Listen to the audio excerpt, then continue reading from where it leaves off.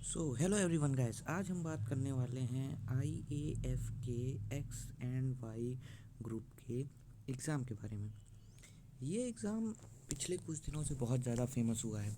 इस एग्ज़ाम के बारे में अगर हम बात करें तो ये पेपर 3 बार में होता है। मतलब मैं जॉइनिंग की बात कर रहा हूँ। इसमें फ़ेज़ 1 होता है, फ़ेज़ 2 होता है और फ़ेज़ 3 यानी कि आपका मेडिकल होता है। आज मैं आपको इस एग्ज़ाम की पूरी जानकारी दूंगा, तो मेरे साथ बने रहिए इस वीडियो में और चैनल को सब्सक्राइब कर दीजिएगा अगर आपकी इच्छा होगी तो फ़ेज़ 1 की बात कर लेते हैं। फ़ेज़ 1 आपका रिटन एग्ज़ाम होता है और इसमें 70 नंबर होते हैं एक्स ग्रुप के और 50 नंबर का पेपर होता है ये वाई ग्रुप का। आप एक्स एंड वाई बोथ भी भर सकते हैं, एक्स एंड वाई।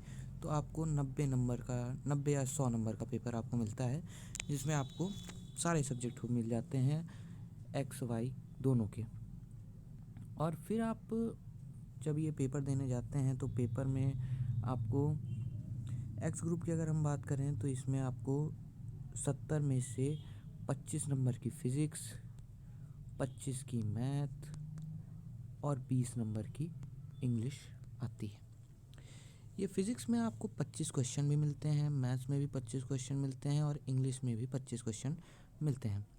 मगर जब आप टाइम की बात करेंगे तो ये पेपर को मैं टफ़ तो नहीं कहूँगा या डिफ़िकल्ट तो नहीं कहूँगा, ईज़ी से मॉडरेट लेवल की इस पेपर की डिफ़िकल्टी रहती है। मगर इसमें असली खिलाड़ी है टाइम। जो बंदा इसमें टाइम मैनेज कर ले गया वो पेपर फोड़ लेगा। आपको 20 मिनट में 25 क्वेश्चन करने हैं physics as well as maths में। तो आपको यहाँ पे आपकी नॉलेज तो है ही, नॉलेज इज़ विजडम। लेकिन जब आप अपना टाइम मैनेज कर लेते हैं अच्छे से तो आप ये 25 क्वेश्चन 20 मिनट में ईज़िली लगा सकते हैं। अब बात करते हैं इसके सिलेबस के बारे में। तो ये 25 क्वेश्चन फिज़िक्स और मैथ्स के, मैं कहूँगा कि अगर आप एनसीईआरटी फिज़िक्स और मैथ्स की 10+2 लेवल की, मतलब बोथ 11th और 12th दोनों अगर आप लगा लेते हैं, 11th एंड 12th की एनसीईआरटी फिज़िक्स एंड मैथ दोनों अगर आप लगा लेते हैं तो आपका ये पेपर में 25 में से कम आपके 18-19 तो आ ही जाएंगे। और ये एक बहुत डिसेंट स्कोर होता है। 25 में से 18-19 नंबर लाना बहुत ही डिसेंट स्कोर होता है। मैं आपको बता दूं, फ़ेज़ 1 की कट ऑफ आज तक, सब्जेक्ट वाइज कट ऑफ की बात कर रहा हूँ, बाकी पिछले साल तो इन्होंने बहुत बढ़िया काम कर दिया था। पिछले साल तो इन्होंने 43 नंबर कट ऑफ डाल दी थी पिछले साल एक्स ग्रुप की, मैं आपको बता रहा हूँ। लेकिन फ़िज़िक्स की 10 गई थी, मैथ्स की भी 10 ही गई थी और इंग्लिश की भी 10 ही गई थी। तो ये सब्जेक्ट वाइज कट ऑफ भी होती है जो कि बंदों को परेशान कर देती है।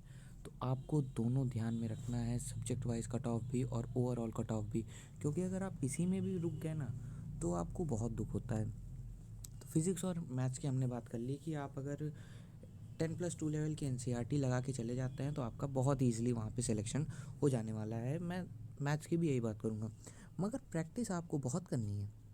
आप ये कह दें कि मैं खाली दिन भर पढ़ाई कर रहा हूँ, मैंने प्रैक्टिस नहीं की, तो मैं कहूँगा कि भैया आप गलत काम कर रहे हो। आपको प्रैक्टिस ज़्यादा करनी चाहिए। पढ़ाई तो आप कर ही रहे हो, पढ़ाई सब कर रहे हैं, प्रैक्टिस करिए आप।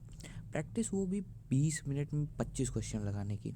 बहुत लोग होते हैं कि 1 घंटे में 25 क्वेश्चन लगाने हैं, नहीं, आपको 20 मिनट में 25 क्वेश्चन लगाने हैं। ऐसी आप प्रैक्टिस करिए।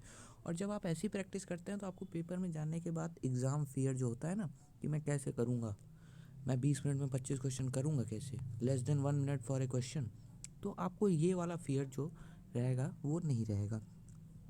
दूसरी बात कर लेते हैं हम इंग्लिश की। इंग्लिश एक बड़ा फैक्टर होता है बच्चों के फेल होने का।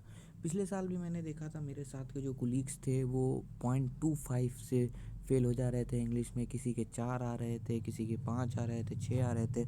मेरे तो खैर 14.75 आए थे, मगर उसकी कहानी भी मैं आपको कभी बताऊंगा।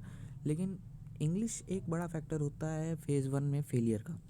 तो इंग्लिश के लिए मैं आपको यही कहूँगा कि अगर आप सीबीएसई बोर्ड के हैं तो आपको टेंशन की ज़रूरत नहीं है। अगर आप सीबीएसई बोर्ड के हैं तो आपको टेंशन की ज़रूरत नहीं है। मगर आप जब स्टेट बोर्ड से आ जाते हैं तो थोड़ी बहुत टेंशन हो सकती है, क्योंकि वहाँ आप, मैं भी जानता हूँ, आप भी जानते हैं, इंग्लिश का स्तर बहुत अच्छा नहीं रहता है। तो इंग्लिश के लिए आप या तो आप कोई बुक खरीद लीजिए या फिर एनडीए के जो पास्ट ईयर क्वेश्चन आते हैं वो आप कैसे अभी लगाएंगे। कुछ बच्चे मेरे से कहते हैं कि हम पास्ट ईयर क्वेश्चन लगा लेंगे। मैं आपसे पूछता हूँ आप कैसे क्वेश्चन लगाएंगे। जब आपके पास कॉन्सेप्ट है ही नहीं तो आप क्वेश्चन कैसे लगाएंगे। तो कॉन्सेप्ट के लिए आपको ऑनलाइन क्लासेस या ऑफलाइन क्लासेस में कहीं पे तो जाना पड़ेगा अगर आपको ये पेपर निकालना है। तो हमने फ़ेज़ 1 की बात देख ली और फ़ेज़ 1 का कट ऑफ पिछले साल तो इसने बहुत लंबी छलांग लगाई थी। 43 आउट ऑफ 70 गया था एक्स के लिए और 29.25 आउट ऑफ 50 गया था वाई के लिए।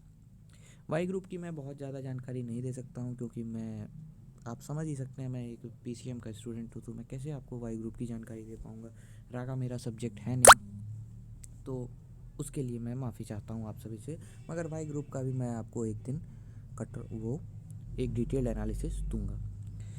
उसके बाद हम बात करते हैं फ़ेज़ 2 एग्ज़ामिनेशन की। फ़ेज़ 2 एग्ज़ामिनेशन की बात करें तो इसमें 1.6 किलोमीटर की रेस होती है 6 मिनट 30 सेकंड के भीतर। आपको इतने टाइम पीरियड के अंदर ये रेस कवर करनी होती है। 10 पुशअप्स होते हैं। ये पुशअप आप घर में जैसे लगाते हैं मैं बता के दिखाता हूँ कि आप थोड़े टेढ़े हो जाते होंगे, आप माउंटेन शेप में ऐसे आप आते होंगे, लेकिन वहाँ पे आपको ऐसे नहीं रहना। वहाँ आपको सीधा ऐसे रह के पुशअप करना है। और आपको घर पे भी मैं यही कहूँगा कि आप घर पे भी ऐसे ही पुशअप की प्रैक्टिस करिए, नहीं तो वहाँ पे आप जब जाएंगे तो आपको वहाँ पे रिजेक्शन एक बार तो मैं जब गया था तो वहाँ पे अगर आप एक बार गलती कर रहे हैं तो आपको एक मौका और देते हैं, मगर हर बार ऐसा नहीं भी हो सकता।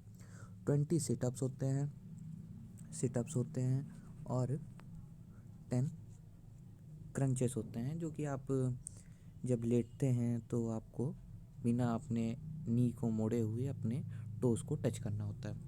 फ़ेज़ 2 बहुत ज़्यादा टफ नहीं होता, लेकिन फ़ेज़ 2 में बहुत ज़्यादा फियर इस शब्द को लेकर है। ग्रुप डिस्कशन बहुत ज़्यादा टफ नहीं होता। आपकी एसएसबी नहीं हो रही है कि आपको ग्रुप डिस्कशन उस लेवल का होगा। बस आपको अपने ग्रुप में मछली बाज़ार नहीं बनानी है, फ़िश मार्केट नहीं करनी है और आपको अपने ग्रुप में बोलते रहना है। आप एकदम शांत भी नहीं हो सकते हैं। आप बहुत ज़्यादा शांत हो जाएंगे तो आपके जो असेसर रहेंगे उनको लगेगा कि आप कुछ बोल ही नहीं रहे हैं, आप तो ग्रुप में हैं ही नहीं। तो आपको ग्रुप में बोलना भी है और बहुत नहीं बोलना है मगर बहुत नहीं बोलना। जब आप ये करेंगे तो आपका सिलेक्शन कुछ हद तक हो जाता है और आपको अपने टॉपिक के ऊपर ही बोलना है। बहुत ज़्यादा आपको सेल्फ इंट्रोडक्शन नहीं देना रहता है।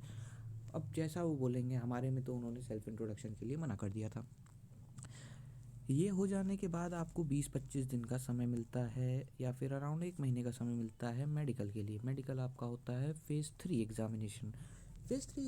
मेडिकल जब होता है तो वो इतना नहीं माना जाता है क्योंकि वहाँ पे 2 बार रिफ़ाइन होके आते हैं बच्चे। एक फ़ेज़ 1 में रिफ़ाइन हो जाते हैं, एक फ़ेज़ 2 में रिफ़ाइन हो जाते हैं और वहाँ पे रिफ़ाइन हुए बच्चे जब आते हैं तो आपको वहाँ पे कंपटीशन कम देखने को मिलता है। मगर ये नहीं कि आप मेडिकल हर बार क्लियर ही कर जाएं। ऑलमोस्ट हर साल 2000 बच्चे मेडिकली आउट हो जाते हैं। आपको जानना चाहिए ये चीज़, ये आंकड़ा। मेडिकल के लिए आपको तैयारी करनी चाहिए या नहीं करनी चाहिए ये मैं आपको किसी और वीडियो में बताऊंगा। लेकिन मेडिकल का एग्ज़ाम देने के बाद आपको फिर पीएसएल और एआईएसएल का इंतज़ार करना होता है। जब आपका एआईएसएल या फिर एनरोलमेंट लिस्ट में नाम आ जाता है, इसमें जब आपका नाम आ जाता है तो आप हो जाते हैं एक एयरमैन। बधाई हो, कॉन्ग्रेचुलेशंस, आप एक एयरमैन बन चुके हैं। चाहे आप एक्स ग्रुप के हों, चाहे आप वाई ग्रुप के हों। ये वीडियो देखने के लिए मैं आप सभी का शुक्रिया चाहूँगा और आपसे ये मैं रिक्वेस्ट करूँगा कि मेरा चैनल सब्सक्राइब करें और इसे शेयर करके मुझे सपोर्ट करें। शेयर करें, सब्सक्राइब करें और लाइक तो आप करेंगे, मैं जानता हूँ। आप सभी मेरे बहुत अच्छे दोस्त हैं। धन्यवाद आप सभी का।